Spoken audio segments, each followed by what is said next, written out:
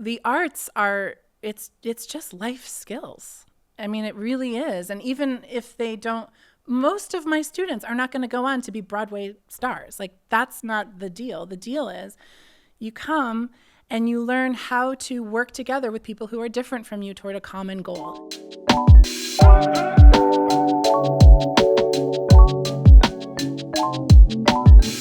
How's it going, y'all? My name is Justin, and welcome back to The Circuit, where we have conversations with local members of nonprofits to talk about what is working well in their field.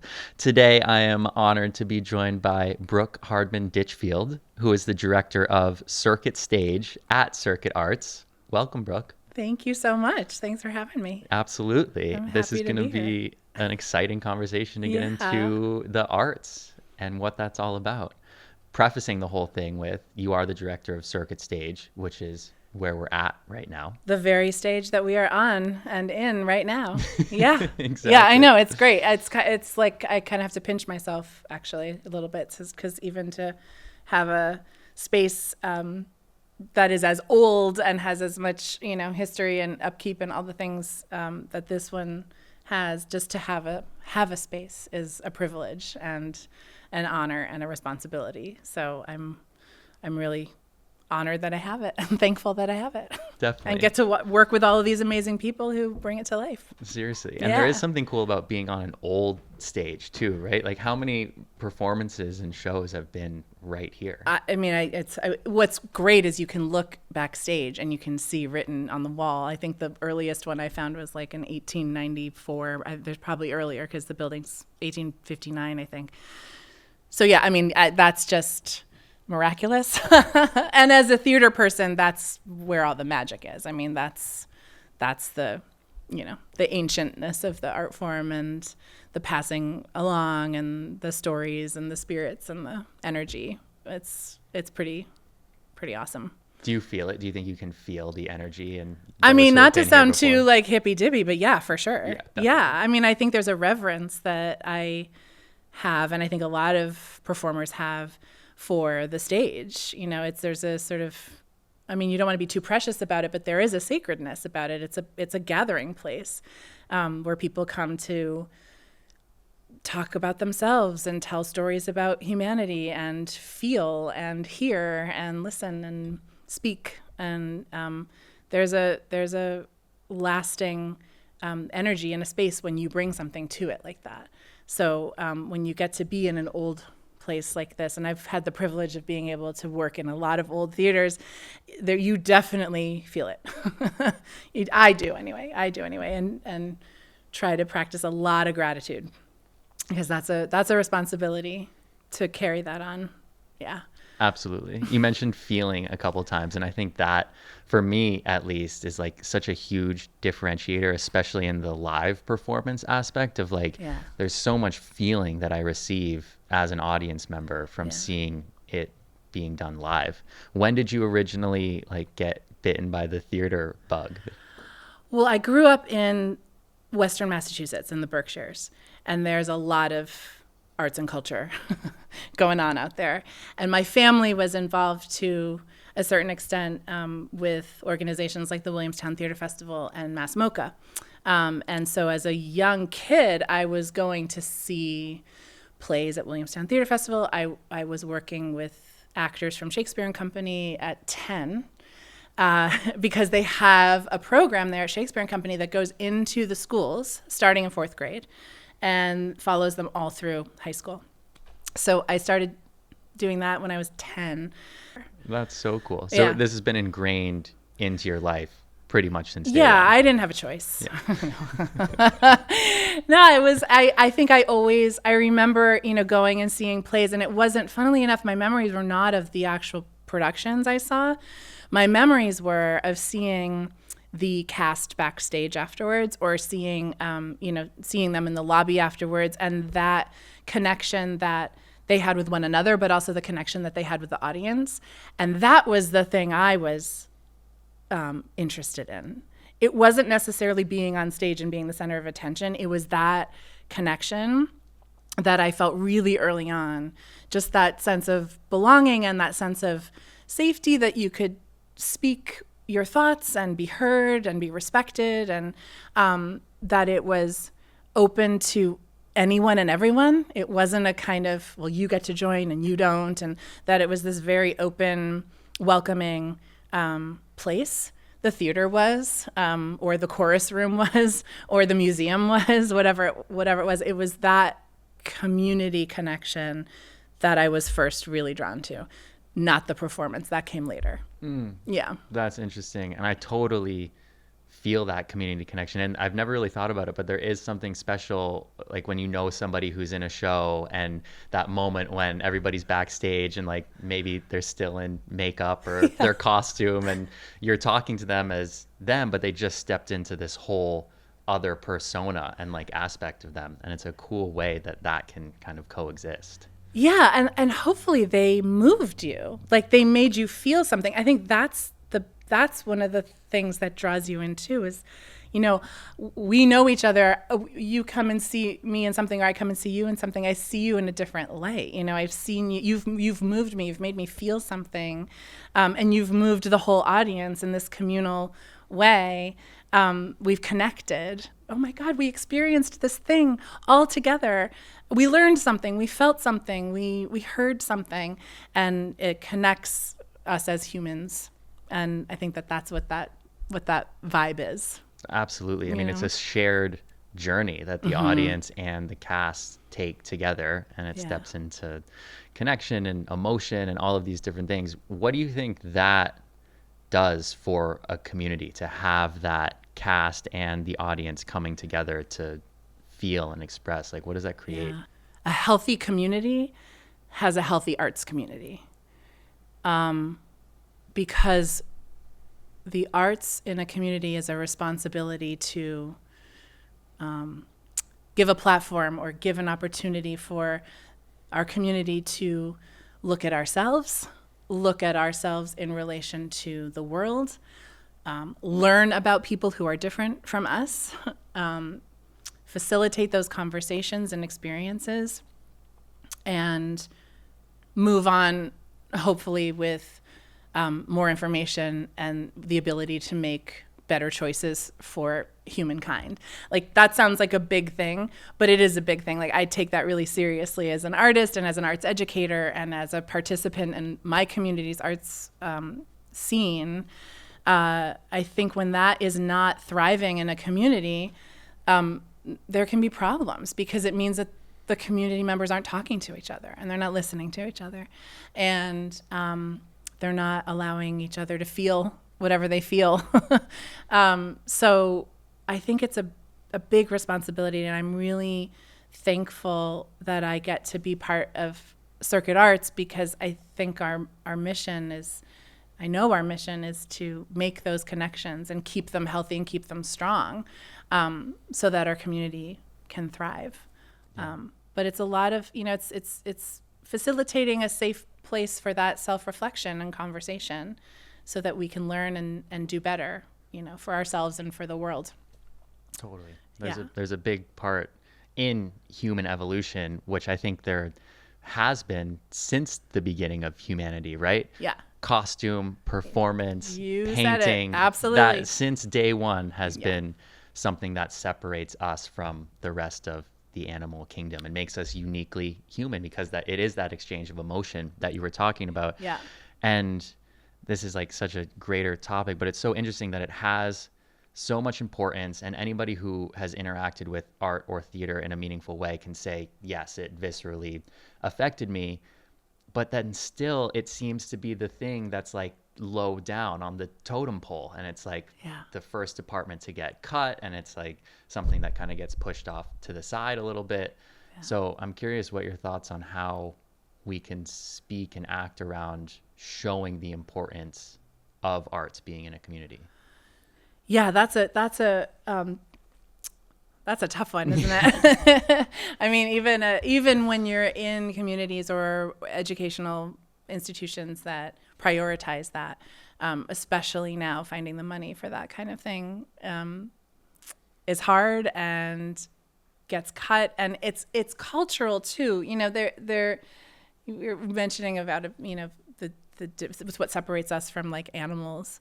There's a saying that it's like, well, it's not a real civilization if it doesn't have dedicated direction and funds for its arts initiatives. And you look at, the roots that theater and music and art in general have in places like Italy or places like, Germany has kind of amazing funding models for arts initiatives. And that is a priority that they take, where it's like, well, we are going to, as a civilized country, we are going to prioritize this thing. And I think that it can just so easily fall by the wayside because we're moving a lot faster and we're spread a lot thinner, and it's harder to pay for things just in life. And so we think, well, that's not what's going to pay the bills, that this is what's going to pay the bills. But the cost of then paying those bills is that we forget to look at ourselves and look at what we're doing and how we're treating people and how we're having conversations. So I don't know that I have an answer for that other than to keep speaking and keep making art no matter what. Because I have noticed that it kind of ebbs and flows, and there's time where it's like, oh, wait a minute, we really, really need this. We've got to find a way to do this. We've got to find a way to do this. But human beings can get bored too. And they can forget, like, oh yeah, 2 years ago, that really meant a lot to me, but I got swept away with my life and all of the things that happened, and, sort of forgot that really, really mattered and really meant something to me, and provided something special for me. But yeah, it's a tough one. Yeah, especially because there's so much competing for our attention right now, from work to family to social things to everything on the internet. And I think it's becoming increasingly hard, just like you said, to remember that sometimes the thing that may take a little more effort, you got to show up to the theater, you got to get yourself in a seat and off the couch. That actually does provide such an incredible source of energy and connection, but it's weird that it's hard to see. Well, and so often people will say, I was home, especially post-COVID, right? People are like, oh, I was home, I was in my sweatpants, I was really cozy.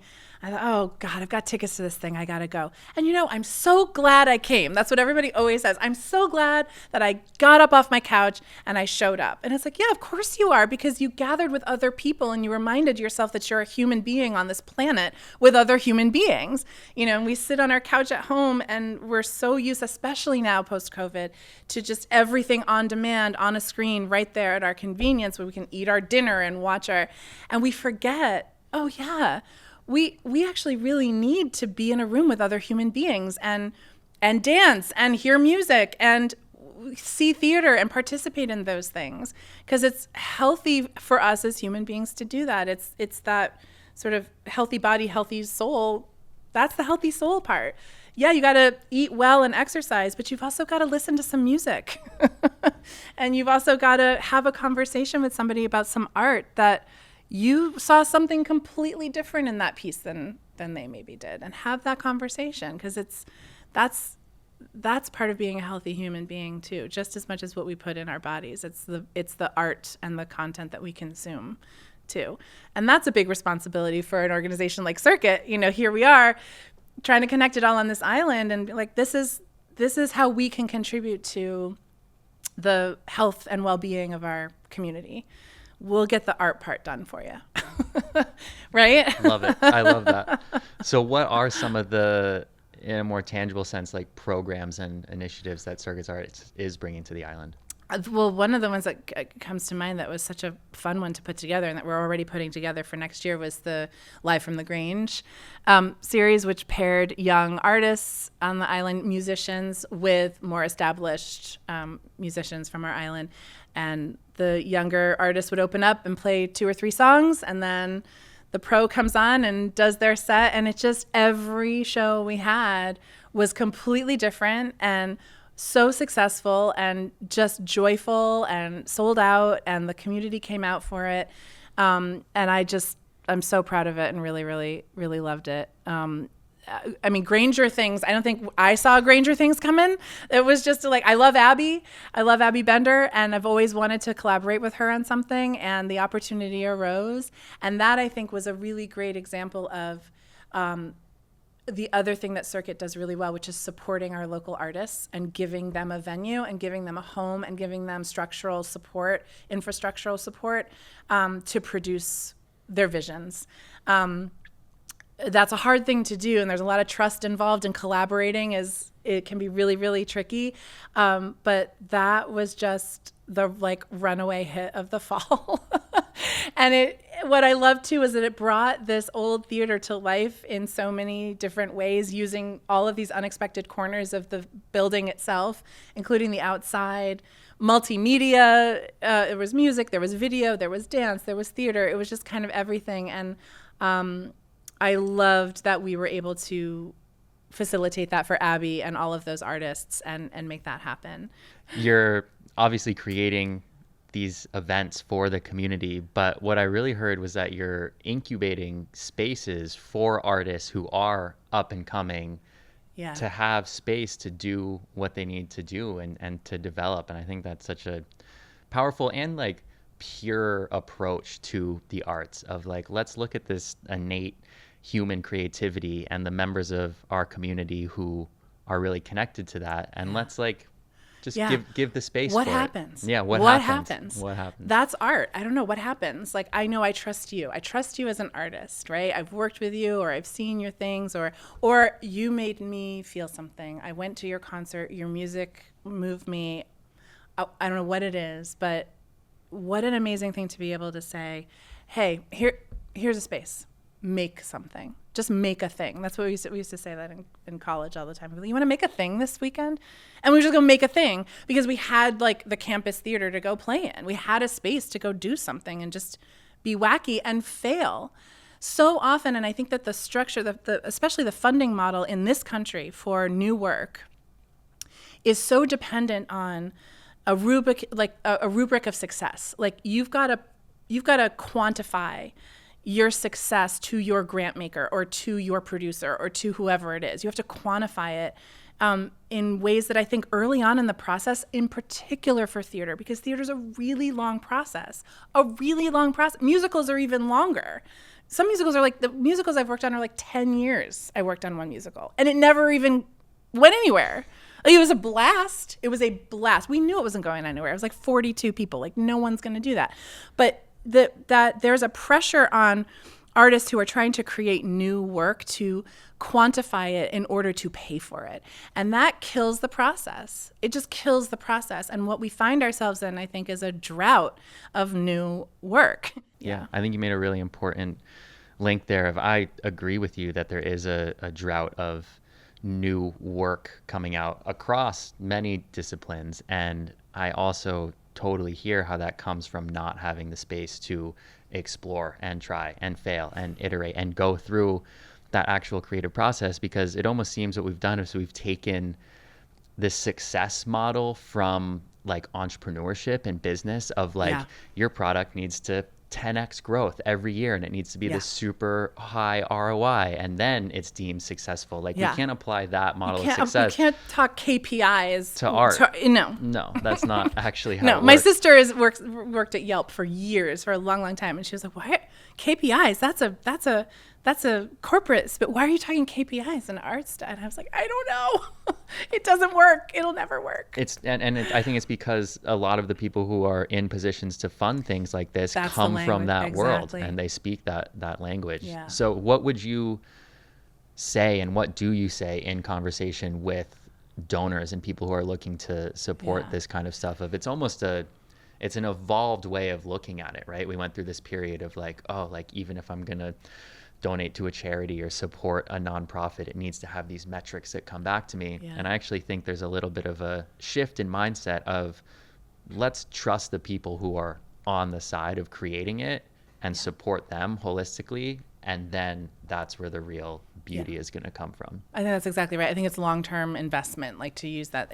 It's you see an artist that it's investing in the artist. It's investing in the people and trusting the people. And there are a few that are still able to do it that way, but they're few and far between. And knowing that it's a long-term commitment, knowing that it could be 3 to 5 years before that particular artist or that particular project even knows how it wants to say what it wants to say.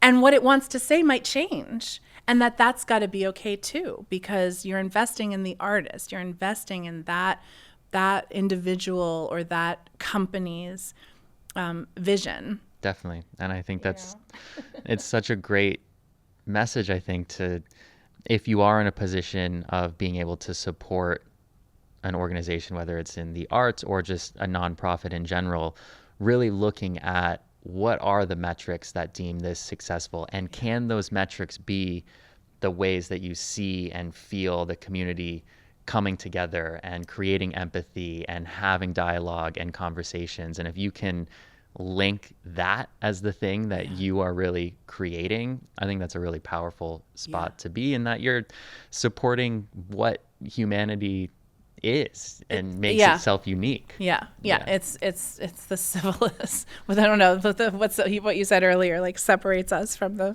animals. We decided, well, we paint things and we sing and we dance and we tell stories, and and I also think that it's I'm grateful that we live in a time now that does have such an awareness about mental health, and about that is so much a part of the whole body health, and that the arts are often, as a teacher, that's where we start with students who might be struggling with depression or communication or focusing or whatever it is.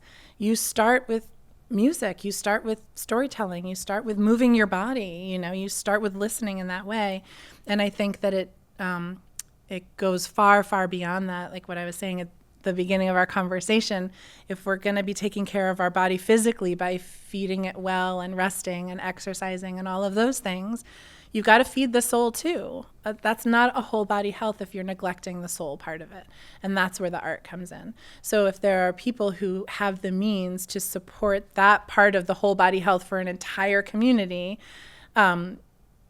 I encourage you to do it because it has long-lasting effects, not just for the individuals, but for the community as a whole. Yeah, absolutely. Yeah. And I want to touch on the teaching and the education aspect really quick, because obviously you had this ingrained in your life in an early age, and now you're a teacher giving it back. And we unfortunately know that mental health in elementary and middle and high schools and college is down across the board. How do you see the arts as being a support to the mental health of our young people? Yeah, I mean, I think it's crucial. And when programs get cut, it just, part of me just is like, it's hard to maintain hope about it when the very programs that I firmly believe help in that manner are cut. I think that giving young people a safe place to speak, to sing, to move is incredibly important, because what that does is at an early age, it creates a behavioral pathway in the brain that instantly understands empathy. Like, theater is literally stepping into another person's shoes and being. Theater is empathy, right? Music is listening to the world in a different way. It enables you to then carve a behavioral pathway in your brain so that you can listen and talk with somebody who maybe is very different from you. But music's a universal language, so you can connect on that level and go from there. Moving your body, there are so many young people, especially, who trying to sit in a desk for 8 hours a day is just not a realistic expectation. And we move our body to express that. It's a form of expression that is necessary, especially for young people, to be able to know how to move and have spatial awareness, and how to move with care, and how to move with your own skin is really an important skill to just navigate the world. So the arts it's just life skills. I mean, it really is. And even if they don't, most of my students are not going to go on to be Broadway stars. Like, that's not the deal. The deal is you come And you learn how to work together with people who are different from you toward a common goal. The success metrics are feeling okay in your own skin and having somebody listen to your voice and being able to intake the world in an intentional way. And the arts provide a really incredible opportunity to do all of that. And allowing young people to have those moments as they're in their most developmental periods is incredibly impactful. Well, thank you, Brooke. This has been an amazing conversation. I'm so psyched about everything that Circuit Arts is doing, from the live performances to the education stuff to the original content that's coming out. And it's just so great. It's really incredible. So lots to look forward to. And thanks for chatting about it for a little bit. Thanks for asking me. Anytime.